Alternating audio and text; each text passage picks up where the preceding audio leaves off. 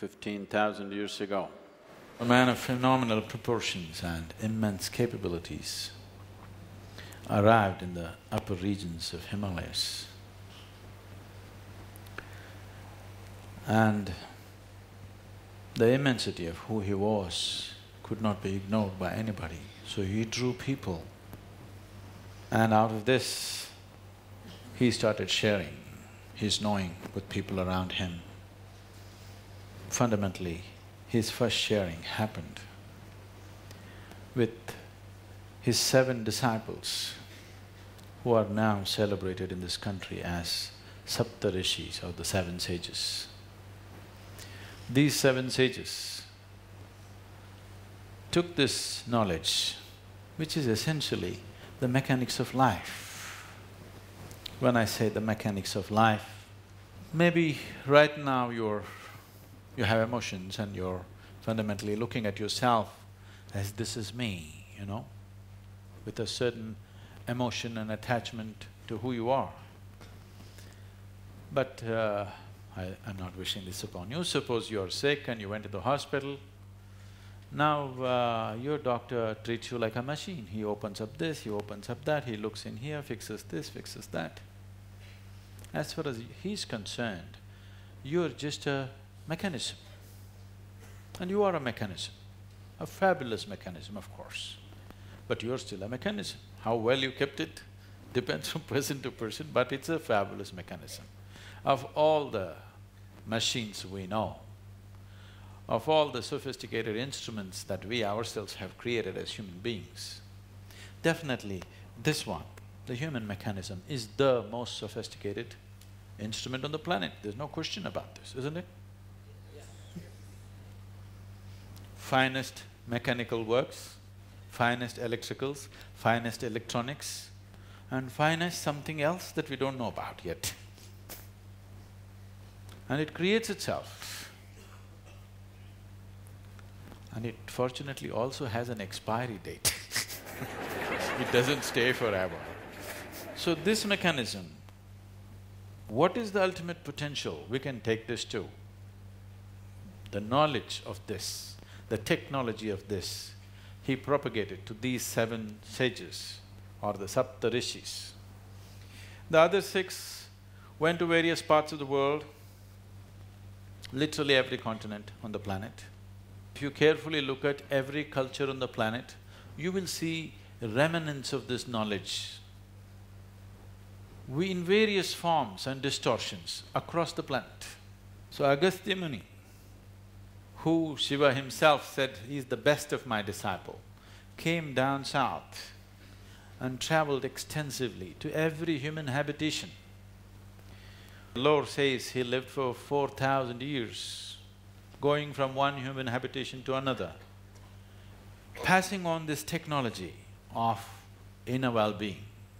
If you calculate the travels that he has done, you travel anywhere, particularly south of Deccan, you travel anywhere to any village, any part of these 4 or 5 states that are there, people will say, Agastya Muni meditated here, Agastya Muni planted this tree, in this cave he was sitting. You hear these stories all over the place.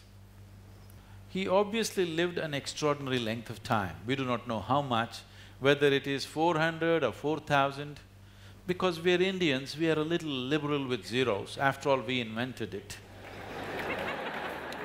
He ensured that these technologies for well-being touched every human habitation that existed in those times. The remnants of which still you can see, almost in every family, all of you are doing some form of yoga without knowing you're doing yoga.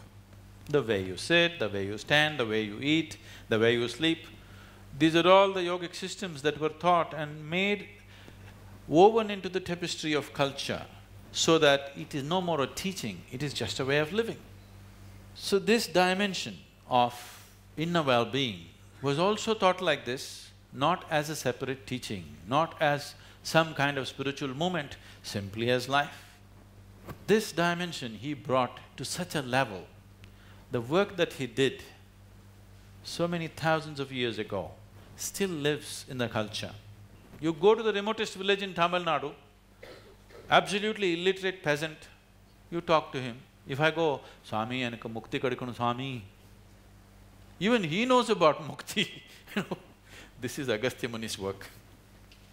So people ask me, what has it done to India? So, there were a group of Americans who were at the ashram and they were asking me, I said, you look at this, where the ashram is just outside Coimbatore, the local police station, which is about 12 kilometers from the ashram, has about 10 to 11 policemen, out of which 3 will be always on leave, okay? About 6 are on day duty. Night duty, there are 2 or 3. 1 will stay awake, other 2 will sleep. This is how it is run. If you say a murder has happened, they'll ask, should I really come? Because he has to come on his bicycle 12 kilometers. This is the kind of law we have, okay? Still there is no great amount of crime happening. Nobody is killing each other. So I asked them, okay, you come from New York City, if you call the police in 2.5 to 4 minutes, police are there screaming sirens and guns and everything. Suppose you remove the police from New York City for 3 days, what will happen? Oh, they said there will be havoc. See, that's not happening here. This is spiritual process.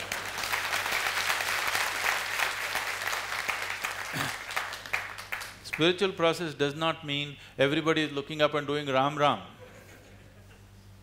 Looking up and looking down is not the point. Because looking up, you don't even know what is up, do you? Do you know what is really up? See, you're sitting on a round planet. You're in a tropical country, not even on the North Pole.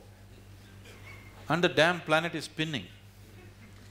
Whenever you say upar wala, you're looking in the wrong direction. Yes? In this cosmos, does anybody know which is up and which is down? Does anybody know? So you don't know what is up and down. You do not know what's forward, backward. There's only one thing you can know.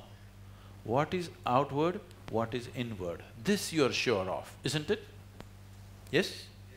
This one thing alone you can be sure of. Inward moment, outward moment.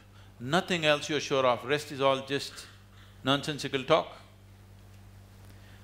So, spiritual process is not about looking up or looking down, it is about looking inward. The human experience has a chemical basis to it. If you're healthy, it's one kind of chemistry. If you become ill, it's another kind of chemistry. If you're happy, it's one kind of chemistry. If you become miserable, another kind of chemistry. Peace is one kind of chemistry, turmoil is another kind of chemistry. Agony is one kind of chemistry, ecstasy is another kind of chemistry. Every human experience has a chemical basis to it. This chemistry is ruled by various aspects, but the most fundamental aspect which determines the nature of the chemistry within you, whether you have a chemistry of blissfulness or you have a chemistry of turmoil, essentially is determined by how the 5 elements function within the system. The 5 elements of earth, water, air, fire and space, these 5 elements are the basis of this body, or the basis of this planet, or the basis of the whole creation. These are the 5 ingredients with which creation is made. The most fundamental process of yoga is referred to as Bhuta Shuddhi. Bhuta Shuddhi means to cleanse the 5 elements.